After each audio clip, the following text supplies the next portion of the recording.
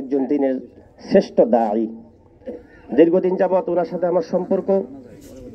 উনি কাউতুলি যেখানে থাকেন, নিচতলায় থাকেন উনি, আমি থাকি দোতলায়। 3 দিন আগে ওনার সাথে আমার অনেকক্ষণ কথা হয়েছে। ওনার 8টা সন্তান, 8টা ছেলে। এর মধ্যে আলহামদুলিল্লাহ আমাদের জামিয়া আশরাফে 7টা ছেলেই পড়ালেখা করে। আলহামদুলিল্লাহ 2 জন চলে গেছে ঢাকা, আরো 5 জন এখনো আছে, যাদেরকে আমরা নিয়ে আসছি এখানে। এত ত্যাগ ইসলামের জন্য আমি ব্রাহ্মণবাড়িয়া জেলাতে অন্য কোনো মানুষকে আমি আর দেখিনি। ব্রাহ্মণবাড়িয়া জেলা মার্কাজকে উনি পরিষ্কার করেছেন, এটা অনেকে সাক্ষী আছেন। আল্লাহ পাক ওনাকে কবুল করেন। ওনার 8টা সন্তানকে ওমর ইবনে আব্দুল আজিজের সন্তানদের মতো কবুল করেন।